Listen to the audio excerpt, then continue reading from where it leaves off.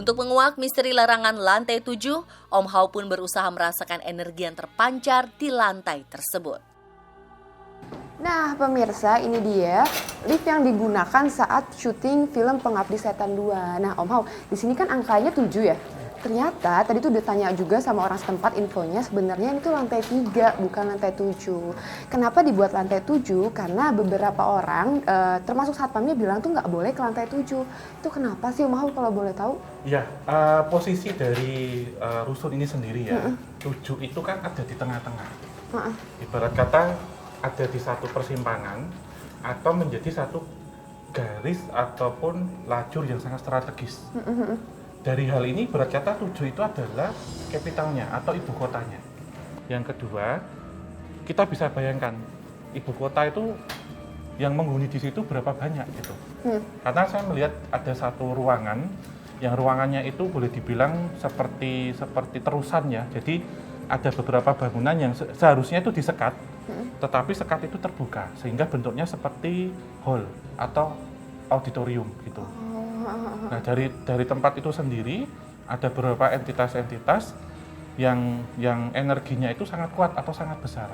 Hal ini relate ketika tadi kita di tangga, waktu kita akan naik, semakin ke atas jika dilihat itu layer ataupun auranya itu semakin pekat. Hal ini yang kemudian juga memicu beberapa kejadian-kejadian kesurupan secara massal gitu, ataupun tiba-tiba orang yang naik pusing, ataupun tiba-tiba melihat penampakan, ataupun ada yang mengerjai. Karena memang satu hal yang diberikan informasi kepada saya, lantai 7 itu sangat anti sekali dengan cahaya. 40 hari bangunan yang tidak ditempati, itu entitas akan mengisi. Apalagi ini yang sudah puluhan tahun, belasan tahun. Sehingga yang mengisi ini tidak hanya dari lokasi ini saja, dari mana-mana berterbangan. Dan aktivitas yang dilakukan itu sama ketika ini menjadi rusun gitu. Jadi saya melihat ada satu keluarga gitu, bapak, ibu dan anak gitu. Itu bisa seperti Om Hao? Iya, terlihat mereka mondar-mandir ya, dalam artian memang menggunakan pakaian-pakaian yang hampir mirip dengan kita, tetapi dengan sudut pandangnya itu yang sangat dingin dan menghadap ke bawah gitu. Dan memang kalau boleh dibilang harum. Lagi ya? Iya, kalau ini harum sih Kak, kenanga bener. Berarti ada apa tuh? Sama kayak yang tadi? Dari atas turun. Oh, tapi bisa dia kayak gitu? Bisa, karena terpanggil.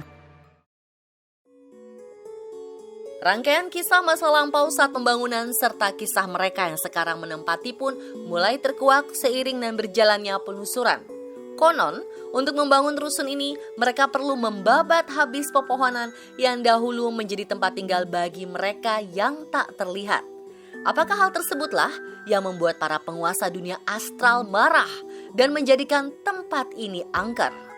Ini kalau ditarik lebih jauh ya, ini kan dibangunnya 15 tahun yang lalu. Nah, ibarat kata tahun 2007 hingga 2009. Ya. Ketika lokasinya ini belum ramai ya saya lihat, hanya semak-semak seperti itu. Tetapi ada beberapa pohon-pohon yang waktu itu sengaja kemudian ditebang, disingkirkan. Ya, yang di mana pohon itu menjadi seperti hunian bagi entitas-entitas tertentu. Oh, jadi semakin banyak pohon, semakin ramai entitas itu sendiri ya? Iya, semakin besar dan semakin tua. Ketika pembangunannya ini memang yang saya lihat ya, waktu prosesnya sendiri itu mengalami beberapa gangguan-gangguan yang tidak terlihat. Karena pernah ada satu kejadian ketika melakukan itu, tiba-tiba orangnya seperti kerasukan, lalu sakit beberapa hari, 3 hari. Setelah di mesnya, itu setelah siuman, ternyata waktu melamir gini ya, itu waktu ngelihat ke bawah ada sesuatu seperti penampakan kepala yang mukanya besar banget. Gitu. Jadi langsung gini kaget terus jatuh, pingsan ya, sampai kemudian demam beberapa hari. Semakin kami mendekati lantai yang dikatakan sebagai ibu kota dunia astral di rusun ini, semakin banyak pula cerita dari mereka yang menunggu untuk diungkapkan. Saat reporter dan Om Hao sedang berbincang, tiba-tiba saja reporter merasa terpanggil untuk memasuki sebuah ruangan yang sempat mereka lewati. Siapakah sosok yang sebenarnya memanggil reporter untuk masuk ke dalam ruangan ini? Tempat ini sebenarnya ramai ya, dalam artian ketika ada acara syuting pada waktu itu, kemudian hari ini kita melakukan itu lagi. mereka seolah-olah ingin melihat. Oh, paling Paham kayak ya? ngajak ya, kayak Iya. di sini ada orang loh, di sini Iya. ada entitas loh, Iya, gitu ya. dan dari beberapa adegan itu kemudian mereka copy paste, mereka tiru. Gitu. Karena saya melihat beberapa entitas yang menyerupai Candy Ghost tapi itu palsu gitu. Palsu, Iya, maksudnya palsu hanya tuh menyerupai saja. padahal dia entitas yang lain gitu, Om Hao. Iya, nggak ada ya. Dan ini satu tempat ya menurut saya yang kadang mengecoh orang. Ini kan di saat itu ada jalan tuh. Itu ada jalan. Kemudian terkadang di depan sana kan ada warung-warung.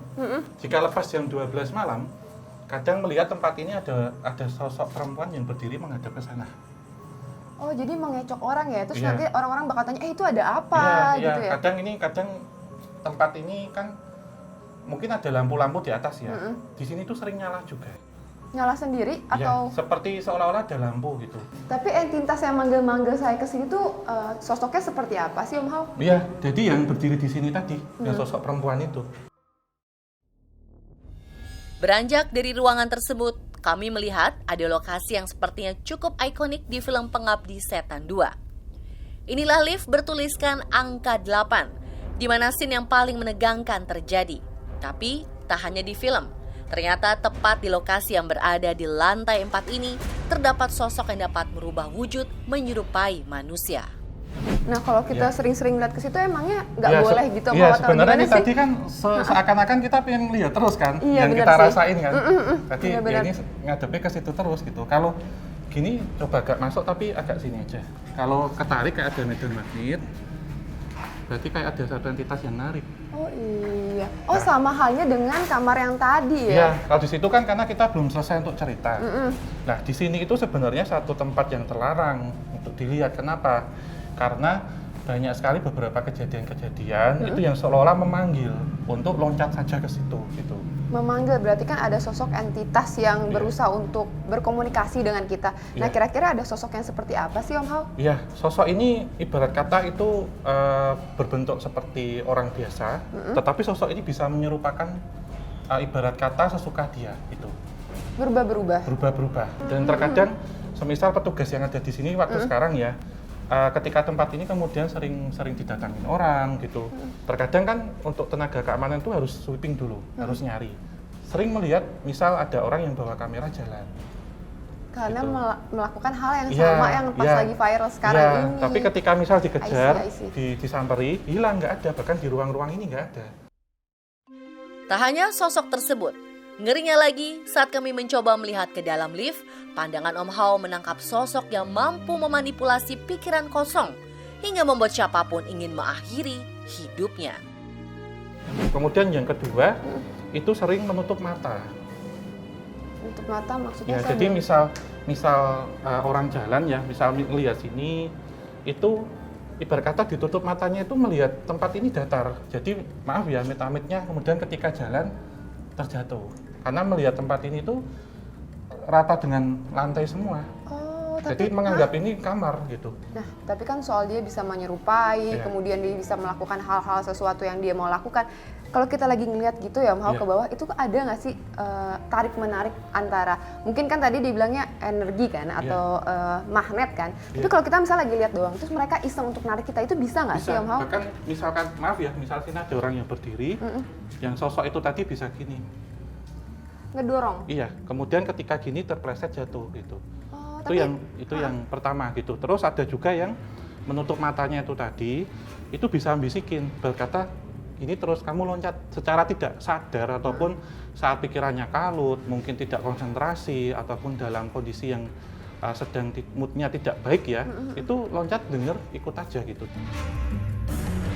Pemirsa, itulah jawaban dari segala misteri yang tersimpan pada tiap lantai rusun yang kerap disebut dengan Rusun Pengabdi Setan 2 ini.